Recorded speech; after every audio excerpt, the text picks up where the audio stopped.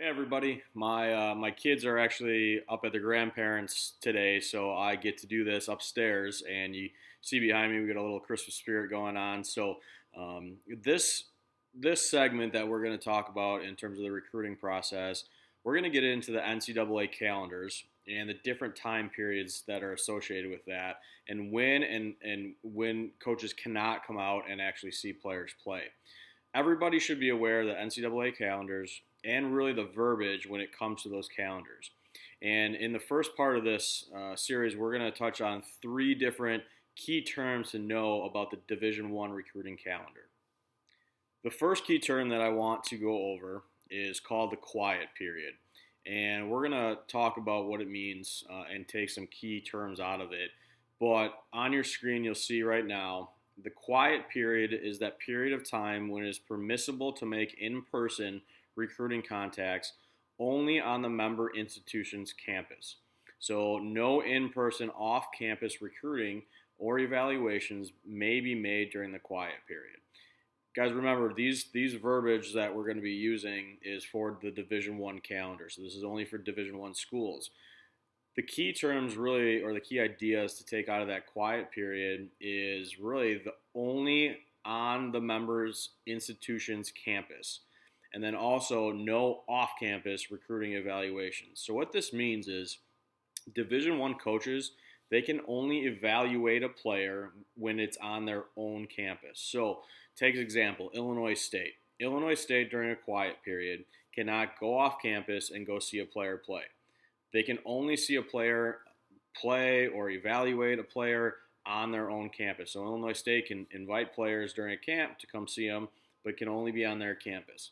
So what this means is we kind of have a camp kind of time period in terms of the calendar. And a lot of times Division One coaches or programs will have multiple camps throughout these quiet periods because it's the only time that they can actually evaluate a player.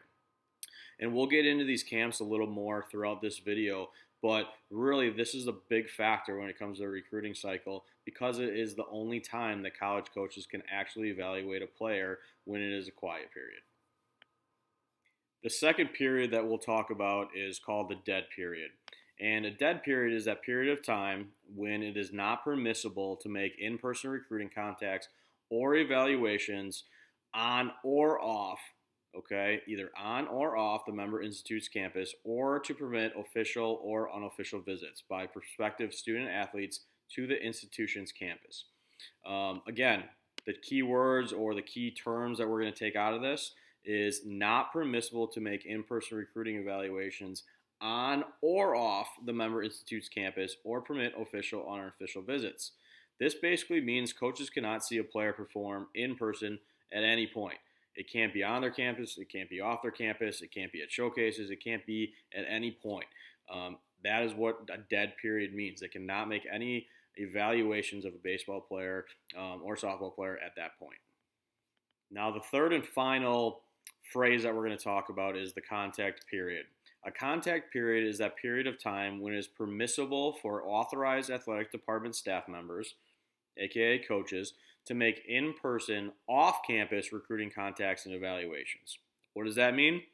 That basically means that coaches can leave their school, they can go watch players play in tournaments, they can go watch them play in showcases, they can go see them wherever they want to, okay? This is basically the time period when you see in summer or in fall when guys are out at showcases or out at tournaments watching players play. Now, this is called the contact period. So now that we know the different verbiages when it comes to the recruiting calendar in terms of the quiet period, the dead period, and the contact period, we can now take a look at the calendar. And as you can see on your screen, we'll walk through the different months and kind of show what the different periods are. And as you can see, this is a 2019-2020 recruiting calendar for Division I baseball teams. And now let's start looking at the different months and see when coaches can or cannot recruit either on or off campuses. As you can see, August 1st through August 18th is a contact period for coaches, which again essentially means that they can recruit off campus or evaluate players off campus. Once August 19th rolls around, it becomes a quiet period, and that goes all the way till September 12th. And then on September 13th, it goes back into a contact period. and that goes all the way until October 13th. After that, turns into a quiet period. Now, you can see in November, November 11th, 12th, 13th, and 14th is a dead period. And the reason for that is because that is when seniors who just became seniors sign their national letter of intents for Division One baseball programs and also D2 baseball programs. So that is when the NCAA came in and said, we're going to turn that into a dead period so that players don't have to continue to go to camps, players don't have to be worried about getting evaluated at that point. It kind of makes everything just kind of slow down for a second. And as you can see throughout that entire winter, it really is mostly a quiet period all the way up until March, and that's when high school baseball starts for most players here in Illinois. Now, as you can see, basically the entire spring and summer, March all the way into July, and even going into the fall, is a huge contact period for college coaches to come out and see players play and evaluate them. A lot of people always ask, well, hey, coach, what's more important, high school baseball or travel baseball? And we always tell players both. It is critical to play both. There's so much that you get out of high school baseball, and there's so much that you get out of travel baseball, and really they should be hand in hand and go together in terms of developing baseball players or softball players. But the hard part about high school baseball for college coaches is a large chunk of the high school baseball season is a contact period, as you guys can see on the calendar. The difficult part for those college coaches is when are they playing? They're playing exactly the same time that your high school teams are actually playing. So they're focused on the season. So at times it can be hard for those coaches to actually get out and go evaluate a baseball player during their high school season. Does it happen? Absolutely. But it is a little more difficult. As you can see also in May, June, and July, the NCAA did come in and there's a little more dead periods in the summer. It has made things a little more difficult in terms of evaluating players. It's made it a little more difficult in terms of what terms to get into for the travel side because of these dead periods. But this calendar gives you a really good sense of when coaches can get off campus and recruit players or evaluate players, when they have to stay on their campus to evaluate players in terms of camps, and also when the dead periods are where they can't do anything on or off campus in terms of evaluating a player. There's a couple things that really stick out to me when you kind of look at a macro view of this calendar. And the two things to me are that there's a lot of quiet period throughout the entire year. And in essence, to me, that means that camps become very crucial in terms of the recruiting process for players. Because of all this quiet period that is mostly in the wintertime, it becomes vital for players to actually go out to camps to be evaluated by coaches at the schools that they really have their eyes set on.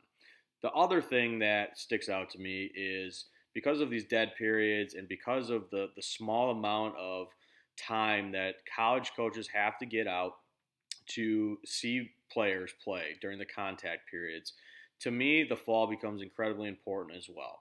It is a huge recruiting time frame for college coaches. They are not playing. There's a lot of really good tournaments out there. And as you can see, there's a lot of contact period where coaches can actually get out and evaluate and recruit baseball players. And it's a vital time for players to get in that recruiting cycle and that process. So those are really the two big things when you take a macro view of this calendar that I see looking at it. Now, as we get into more of the D2 and D3 calendars, there's a huge difference in terms of how the NCAA looks at when coaches at the D2 and D3 levels can go out and evaluate players. And also this also goes along the lines of NAIA programs and JUCO players. So for the D2 calendar, there really is no calendar except for there's a dead period November 11th through 13th. And that's the same dead period that Division I schools have because that's the National Letter of Intent signing day.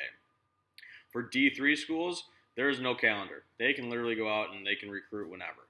However, with that being said, there's certain time frames that the recruiting process really starts for them because they don't recruit as early as D1 programs, and typically they don't recruit as early as D2 programs. But there is no specific calendar for them in terms of being able to go out and recruit players or not being able to recruit players. Same thing for NAIA and junior colleges. No specific calendars for them to go out, and typically they can go out and see players whenever they'd like. So for the D1 type caliber players, or maybe the borderline D1 guys, the guys that may wind up at a D2 school but may have an opportunity to play at a D1 school as well, it really becomes crucial that you guys start to look at these camps and start to attend them because of everything that we just looked at in terms of the recruiting calendar and when coaches can and cannot get out there. I always tell players and families that you can kill three birds really with one stone in terms of the camp side of things. When you go to a camp, you are literally forcing a coach to see you and evaluate you. If there's a school that you really want to go to one of their camps. Force them to see you, force them to evaluate you. You also get to really see face to face how a coaching staff is in terms of coaching, in terms of communicating with players, in terms of how they do things, in terms of a camp setting and how they coach. So you really get to get firsthand that idea of, hey, I really like this coaching staff, or I don't gel with them very well. So, and then the third thing is you actually get to take a tour of the school. You get to see the facilities, see the weight room, see the clubhouse. The NCAA rules in terms of being able to go and check some of that stuff out, especially for younger players, has changed, and we'll get into that at a later video. But this allows you to actually see everything and take a visit to the school and really get a good sense of, and this is a place I could see myself at for the next 4 years, or I just don't like the size of the school, or I don't like the facilities, or whatever the case is. It gives you a good understanding of what you may or may not like. So I just got done explaining to you that camps can be a really important part of the recruiting process, and it can. But I also want to make sure that you guys understand that as you guys become older, as you guys go to more and more events, camp invites can start to become very, very overwhelming. You guys are going to receive a ton of them. They are going to get college coaches are going to get your email from somewhere, and they'll start sending these camp invites all the time. And I want to make sure that you guys understand that it's not necessarily when you get a camp invite, it does not necessarily mean that you guys are being actively recruited by that school. A lot of times at D1 programs, especially, there's a volunteer assistant coach.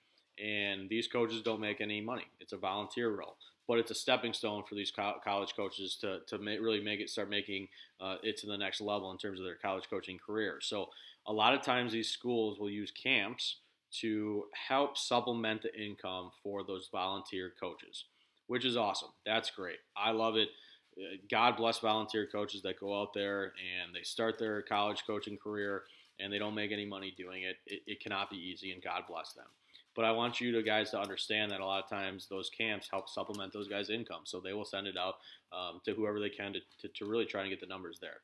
On the flip side of that, coaches do actively recruit from those things. A lot of times if they want to see a player during the winter because they want to see him before maybe the summer, they'll send it out to guys that they actively want to recruit.